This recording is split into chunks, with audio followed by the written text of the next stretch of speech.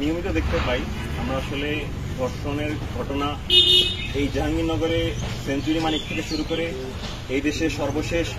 আসিয়ার যে ধর্ষণ ইতিমধ্যে এবং আজকেও সেই ধর্ষণ যে কত ঘটনাগুলো আমরা দেখতে পাচ্ছি, এই সবগুলো ঘটনা পর্যালোচনা দেখতে পাই। আমরা আসলে এরকম অনেকবার আমরা আসলে এই বিচারের দাবিতে অনেক সামনে এসেছি, অনেক দাবি তুলেছি, সারা দেশে দাবি তুলেছে, কিন্তু এই দাবিগুলো আসলে এখন পর্যন্ত কেন বাস্তবায়িত হয় না? কোনো ধর্ষকের আসলে এমন উপযুক্ত শাস্তি কেন নিশ্চিত হয় না যে একজন পুরুষ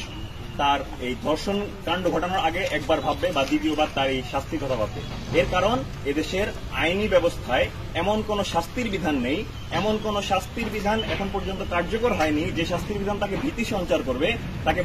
ভয় সৃষ্টি করবে যে এই কার্যক্রম করলে, এই অন্যায় করলে আমাকে এই শাস্তি পেতে হতে পারে। এই জন্য এদেশের অবিলম্বে এই প্রকার কোনো প্রকার প্রহসন কিংবা শুধুমাত্র দাবি দেওয়া কিংবা শুধুমাত্র এই রকম আন্দোলনগুলো দিয়ে আসলে এখন এই ধর্ষণের মতো মহামারী ব্যাধি আমরা দূর করতে পারবো না। অবিলম্বে এই দেশে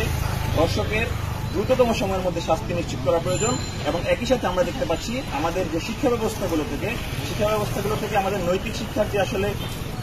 ইরাডিকেশন, এই নৈতিক শিক্ষাগুলো রিমুভালের কারণে আসলে আমাদের এই ধর্ষণ থেকে বা এই নৈতিকতা শিক্ষাগুলো আমাদের অবক্ষয় ঘটছে এবং এই কারণে আসলে এই ধর্ষণ সহ অন্যান্য যে সামাজিক দাবি, সেই সামাজিক দাবিগুলো থেকে আসলে আমরা মুক্ত হতে পারছি না। এবং তৃতীয়ত দোষীটাকে ভিক্টিমাইজ করার যে আসলে একটা প্রবণতা আমরা এই জিনিসটা দেখতে পাই। এই একই কারণে আমরা আমাদের এই দেশের প্রত্যেকটি নারী, প্রত্যেকটি মেয়ে, প্রত্যেকটি কিশোরীকে যদি আমরা অব্যক্তভাবে যদি আমরা শুনতে পেতাম, প্রত্যেকের জীবনে এমন কোনো ঘটনা রয়েছে যে ঘটনা তার জীবনের একটা কালো অধ্যায়, তার মানসিক একটি অন্ধকারাচ্ছন্ন প্রকোষ্ঠের একটি অধ্যায়। এই জন্য ধর্ষিতাকে ভিক্টিমাইজ করা, একই সাথে নৈতিকতা শিক্ষা দেওয়া এবং একই সাথে ধর্ষকের সর্বোচ্চ শাস্তি এবং সেটি প্রকাশ্যে সর্বোত্তম হয়, প্রকাশ্যে যদি নিশ্চিত করা যেতে পারে, তাহলে এদেশে আমাদেরকে আর এই প্রহসনের এসব আন্দোলনে আসা লাগবে না, এসব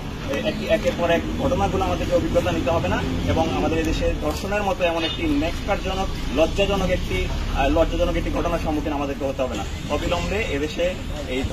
ধর্ষকদের শাস্তি নিশ্চিত সহ এদেশের এই আইনি কাঠামোকে আরো বেশি শক্তিশালী করার মাধ্যমে এই নৈতিক মূল্যবোধ ফিরে আসবে, এই আশাবাদ ব্যক্ত করে আমি আমার বক্তব্য